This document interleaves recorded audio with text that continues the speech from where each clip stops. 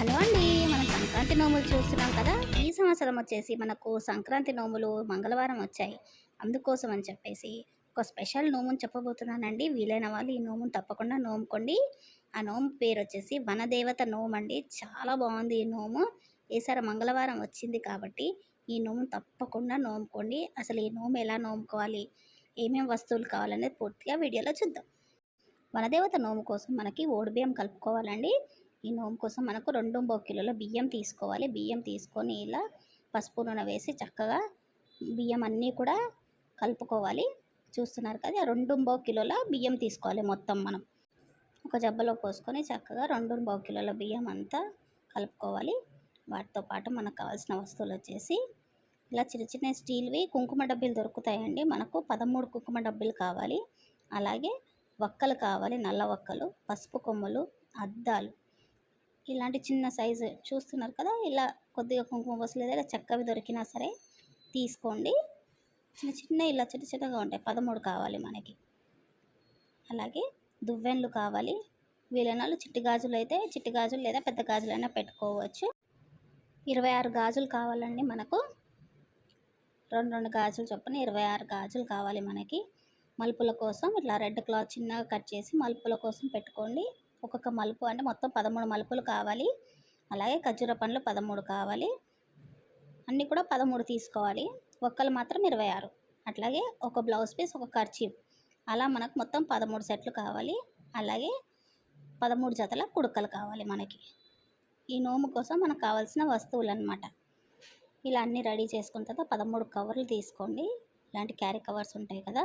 అలా ఒక్కొక్క కవర్లో మనము మొత్తం బియ్యం 13 భాగాలుగా చేసుకొని ఇలా బియ్యం పోసుకోవాలి.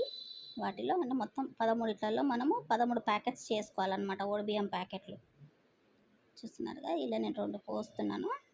దీంట్లో వచ్చేసి ఒక అద్దం, దాంట్లో వేయాల్సినవి 2 పోకలు, ఒకటి పసుపు కొమ్ము, ఒకటి ఖర్జూర పండు, ఒకటి మలుపులా చేసుకొని మలుపులా వేసుకోండి.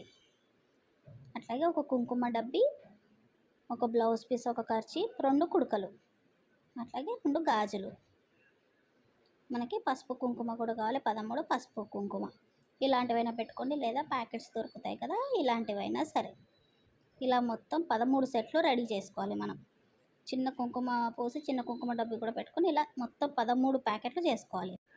అర్థమైంది కదా! మనం ఓడిబియ్యం మొత్తం ఇలా ఐటమ్స్ అన్నీ చూసారు కదా! ఇవన్నీ కూడా తీసుకొని మనం అన్నిట్లలో మొత్తం 13 ప్యాకెట్లు చేసుకొని ఒక జబ్బలో కానీ తాంబాలంలో కానీ ఇవన్నీ కూడా పెట్టుకోవాలండి. చూసారు కదా! ఇవన్నీ చిన్న చిన్న క్లాత్ ముక్కలన్నీ కూడా మలుపుల్లా చేసుకోవాలి. 13 ఖర్జూర పండ్లు, 13 పసుపు కొమ్ములు, 13 అద్దాలు, 13 దువ్వెనలు, అలాగే 13 కుంకుమ డబ్బీలు, 26 పోకలు, కుడకలు, బ్లౌజ్ పీసులు, గాజులు, పసుపు కుంకుమ అన్నీ కూడా ప్యాక్ చేసుకొని 13 ప్యాకెట్లు ఇలా చూస్తున్నారు కదా వీడియోలో.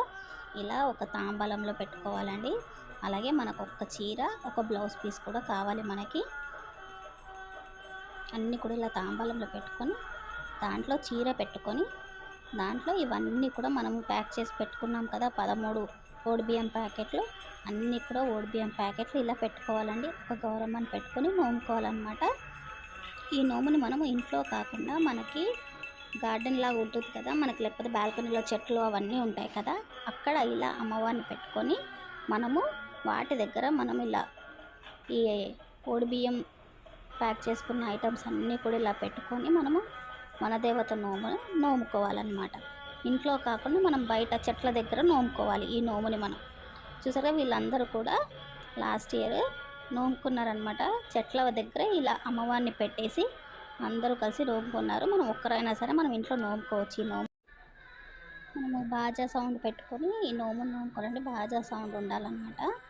చూస్తున్నారు కదా, చక్కగా ఇలా పూజ చేసుకొని అమ్మవారికి మంగళహారతి ఇచ్చి ఇలా చక్కగా చేసుకున్నారు. వీళ్ళందరూ కలిసి ఒకే చోట చేసుకున్నారనమాట. ఇది వనదేవత నోము అనమాట.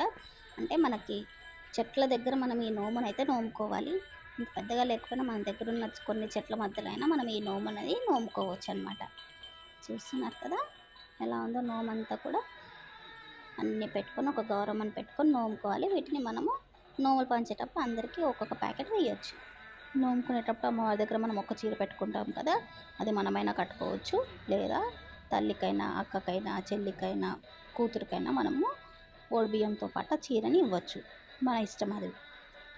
చూసారు కదా! ఇదండి వనదేవత నోము. ఎలా నోముకున్నారో కూడా చూసారు కదా!